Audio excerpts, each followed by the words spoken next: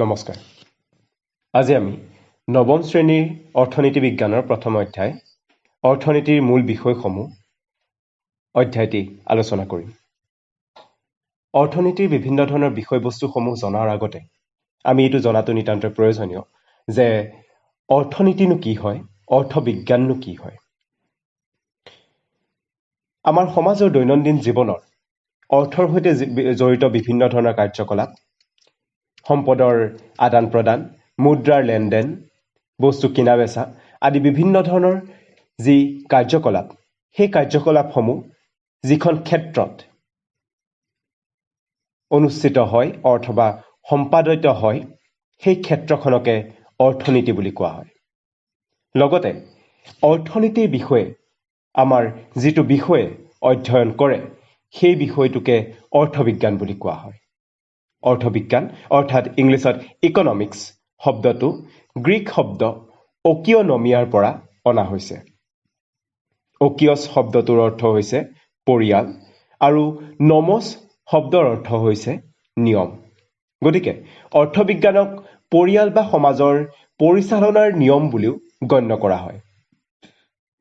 এতিয়া আহকচোন আমি আলোচনা কৰোঁ অৰ্থবিজ্ঞানৰ প্ৰয়োজনীয়তানো কি। কেইবাটাও কাৰণত অৰ্থবিজ্ঞানৰ প্ৰয়োজনীয়তা যথেষ্ট পৰিমাণে আমাৰ সমাজত আছে। আমি সকলোৱে এগৰাকী সচেতন নাগৰিক। আমি প্ৰত্যেক সময়তে বিভিন্ন ধৰণৰ বিভিন্ন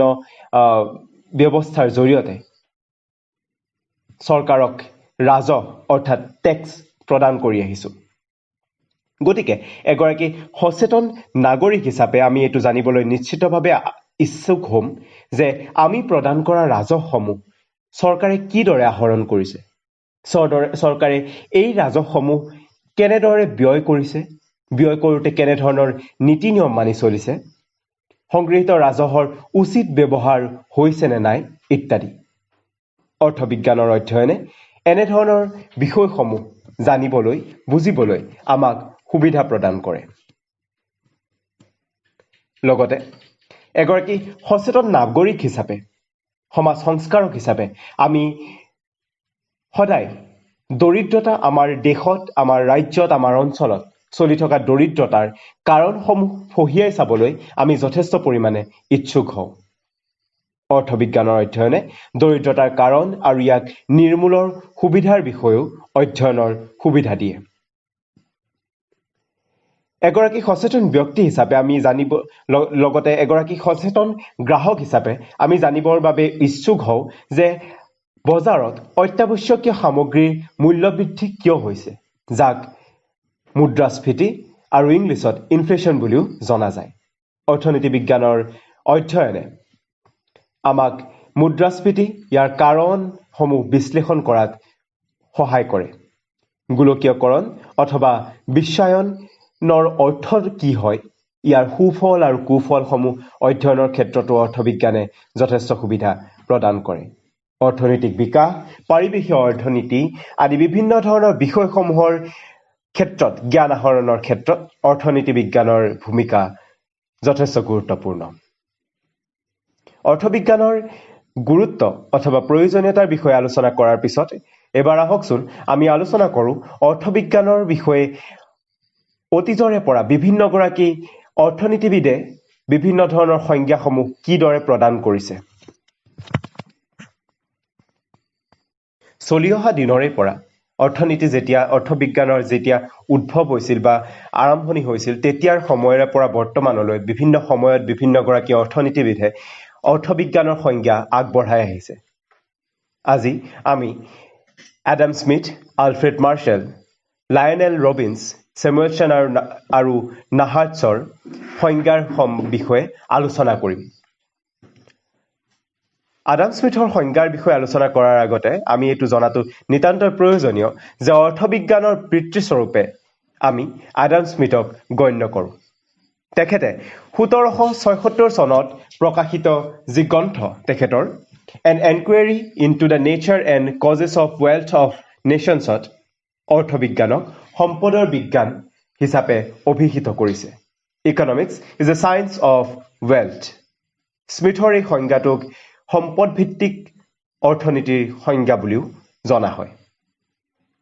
কিন্তু যেহেতু এগৰাকী ব্যক্তিৰ সম্পূৰ্ণ জীৱন বা এগৰাকী ব্যক্তিৰ জীৱনৰ গুৰুত্ব কেৱল সম্পদ আহৰণ ৱেলথ একুমুলেশ্যনতেই নিহিত হৈ নাথাকে গতিকে এই ক্ষেত্ৰত কাৰ্লাইল ৰাস্কিন আদি বিভিন্নগৰাকী অৰ্থনীতিবিদে স্মিথৰ এই সংজ্ঞাটোক যক্ষৰ বাণী হিচাপে অভিহিত কৰিছিলে এতিয়া আমি আলফ্ৰেড মাৰ্শ্বেলৰ অৰ্থনীতিৰ সংজ্ঞাৰ বিষয়ে আলোচনা কৰিম কেম্ব্ৰিজ অৰ্থনীতিবিদ আলফ্ৰেড মাৰ্শ্বেলে তেখেতৰ 1890 চনত প্ৰকাশিত গ্ৰন্থ প্ৰিন্সিপলছ অফ ইকনমিক্সত অৰ্থনীতি বিজ্ঞানৰ কল্যাণভিত্তিক সংজ্ঞাটো আগবঢ়াইছিলে তেখেতৰ মতে মানৱ জাতিৰ দৈনন্দিন জীৱনৰ কাৰ্যাৱলীৰ অধ্যয়নেই হৈছে অৰ্থনীতি ই ব্যক্তিগত আৰু সামাজিক কাৰ্যাৱলীৰ সেই অংশটোক অধ্যয়ন কৰে যিটো অংশই পাৰ্থিৱ কল্যাণ সাধন আৰু ইয়াৰ ব্যৱহাৰৰ সৈতে ঘনিষ্ঠভাৱে জড়িত হৈ থাকে গতিকে আলফ্ৰেড মাৰ্শ্বেলৰ এই সংজ্ঞাটোত অৰ্থনীতিক সম্পদ আহৰণ বা সম্পদ অধ্যয়নৰ এক বিষয় হোৱাৰ লগতে মানৱ অধ্যয়নৰ এক অংশ হিচাপেও অভিহিত কৰিছে আডাম স্মিথৰ সংজ্ঞাতকৈ আলফ্ৰেড মাৰ্শ্বেলৰ এই সংজ্ঞাটো যথেষ্ট পৰিমাণে উন্নত বুলি গ্ৰহণ কৰা হয় কাৰণ মাৰ্শ্বেলে অৰ্থনীতিক কেৱল সম্পদৰ অধ্যয়ন বুলিয়ে কোৱা নাই ইয়াক লগতে মানৱ কল্যাণৰ অধ্যয়নৰ বিষয়বস্তু হিচাপেও দাঙি ধৰিছে তথাপি মাৰ্শ্বেলে অৰ্থনীতি বিজ্ঞানক ক্ষেত্ৰত কল্যাণৰ ক্ষেত্ৰত কেৱল পাৰ্থিৱ কল্যাণৰ কথাহে উল্লেখ কৰিছে তেখেতে কোনো ধৰণৰ অপাৰ্থিৱ কল্যাণ যেনে শিক্ষক চিকিৎসকৰ সেৱা আদিৰ বিষয়ে উল্লেখ কৰা নাই তদুপৰি সকলো বস্তুৱেই কিন্তু কল্যাণ সাধন কৰিব নোৱাৰে উদাহৰণস্বৰূপে মদ ভাং চিগাৰেট আদিয়ে মানৱ জাতি কেতিয়াও কল্যাণ সাধন কৰিব নোৱাৰে কিন্তু অৰ্থনীতিত এই সম্পৰ্কে আলোচনা কৰা হয় ইয়াৰ বিতৰণ উপভোগ উৎপাদন আদিৰ বিষয়েও আলোচনা কৰা হয় গতিকে মাৰ্শ্বেলৰ সংজ্ঞাই এনেধৰণৰ কোনো বিষয়বস্তুক প্ৰতিফলন কৰা নাই গতিকে অৰ্থনীতি সামগ্ৰিকভাৱে গ্ৰহণযোগ্য সংজ্ঞা বুলি আমি মাৰ্শ্বেলৰ সংজ্ঞাক গ্ৰহণ কৰিব নোৱাৰো পৰৱৰ্তী সময়ত অৰ্থনীতিবিদ লায়নেল ৰবিনছে 1932 চনত তেখেতৰ প্ৰকাশিত গ্ৰন্থ an essay on the nature and significance of economics ছায়েন্সত অৰ্থনীতিৰ অন্যতম গ্ৰহণযোগ্য সংজ্ঞাটো আগবঢ়াইছিল তেখেতৰ মতে যি বিজ্ঞানে মানুহৰ আচৰণক মানুহৰ অপৰিসীম আশা আৰু ইয়াৰ বিপৰীতে বিকল্পভাৱে ব্যৱহাৰ কৰিবলগীয়া সীমিত সম্পদৰ মাজৰ সম্পৰ্ক হিচাপে অধ্যয়ন কৰে সিয়েই হৈছে অৰ্থনীতি এই সংজ্ঞাটোত তিনিটা মৌলিক ধাৰণাই গুৰুত্ব লাভ কৰিছে এইকেইটা হ'ল মানুহৰ অভাৱ অসীম হিউমেন ওৱান্টছ আৰ আনলিমিটেড অভাৱ পূৰণৰ উপায় বা আহিলাসমূহ সীমিত resources to satisfy human wants are unlimited সীমিত সম্পদসমূহৰ বিকল্প ব্যৱহাৰযোগ্য scarce resources have alternative uses অৰ্থাৎ যদি আমি চাবলৈ যাওঁ মানুহৰ অভাৱ অসীম অৰ্থাৎ আমাৰ প্ৰত্যেকগৰাকী ব্যক্তিৰেই অপৰিসীম অভাৱ আছে অপৰিসীম আশা আছে কিন্তু আমাৰ হাতত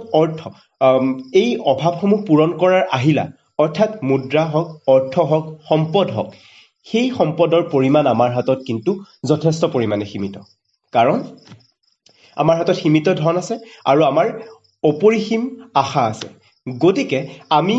যেতিয়া এটা বস্তু ক্ৰয় কৰিবলৈ বা আমি এটা অভাৱ বা আশা পূৰণ কৰিব আমি বিচাৰিম সেই ক্ষেত্ৰত আমাৰ হাতত থকা পইচাৰ ওপৰত ভিত্তি কৰি হাতত থকা মূল্যৰ ওপৰত ভিত্তি কৰি আমি এইটো সদায় নিৰ্বাচন কৰিব লাগিব যে আমি কোনটো আশা পূৰণ কৰাটো আটাইতকৈ বেছি গুৰুত্বপূৰ্ণ অথবা আমাৰ বাবে কোনটো আটাইতকৈ বেছি জৰুৰী আৰু তৃতীয়তে সীমিত সম্পদসমূহ বিকল্প ব্যৱহাৰযোগ্য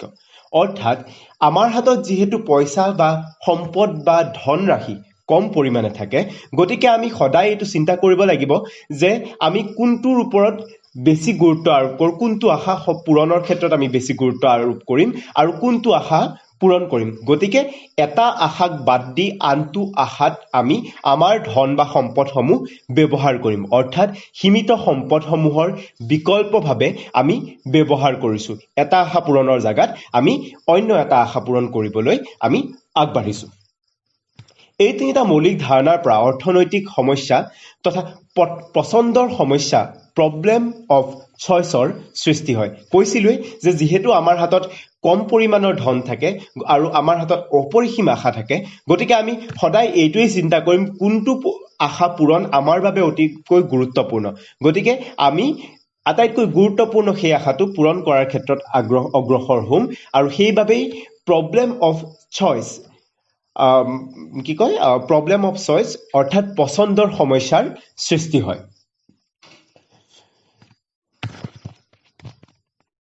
ৰবিনছৰ এই সংজ্ঞাটো সমালোচনাৰ পৰা বাহিৰ নহয় বিভিন্নগৰাকী ব্যক্তিয়ে সমালোচনা কৰিছে তথাপি যিহেতু ৰবিনছৰ এই সংজ্ঞাই এক বহল দৃষ্টিকোণ গ্ৰহণ কৰিছে বহল দৃষ্টিকোণক আৱৰি লৈছে গতিকে ৰবিনছৰ এই যি সংজ্ঞা অৰ্থনীতিৰ সেই সংজ্ঞাটো অৰ্থনীতি বিজ্ঞানৰ সেই সংজ্ঞাটোৱে যথেষ্ট সমাদৰ লাভ কৰিছে পৰৱৰ্তী সময়ত চেমুৱেলছন আৰু নাহাৰ্টছৰ এটা সংজ্ঞা তেওঁলোকে প্ৰকাশ কৰিছিলে যাক দুষ্প্ৰাপ্যতাৰ সংজ্ঞা বুলিও কোৱা হয় তেওঁলোকে ইয়াত দুষ্প্ৰাপ্যতাৰ ধাৰণাৰ লগত দক্ষতাৰ ধাৰণাটোক একেলগ কৰি এক সংজ্ঞা আগবঢ়াইছিলে দুষ্প্ৰাপ্যতাৰ বাস্তৱিকতা স্বীকাৰ কৰি লৈ সম্পদৰাজিৰ সৰ্বোত্তম দক্ষতাপূৰ্ণ ব্যৱহাৰৰ বাবে সমাজ গঠন কৰাটোৱেই হ'ল অৰ্থনীতিৰ মূল বিষয় সীমিত সম্পদৰাজিক গঠনমূলক ব্যৱহাৰ কৰাটোৱেই হৈছে অৰ্থনীতিৰ মূল বিষয়বস্তু গতিকে আজি আমাৰ এই ক্লাছটোত আমি বিভিন্নগৰাকী অৰ্থনীতিবিদে তেওঁলোকৰ যিসমূহ অৰ্থবিজ্ঞানৰ সংজ্ঞা আগবঢ়াইছিলে সেই বিষয়ে আমি আলোচনা কৰিলোঁ পৰৱৰ্তী সময়ত আমি অৰ্থবিজ্ঞানৰ পৰিসৰ আৰু বিভিন্ন ধৰণৰ বিষয়সমূহ আলোচনা কৰিম তেতিয়ালৈ সকলোৱে নিজৰ ঘৰত থাকক কুশলে থাকক কোভিড-19ৰ এই সমস্যাৰ সময়ত নিজক ঘৰতে ৰাখি সুৰক্ষিত থাকক পঢ়া শুনা কৰক আৰু সকলো সুস্থ থাকক ধন্যবাদ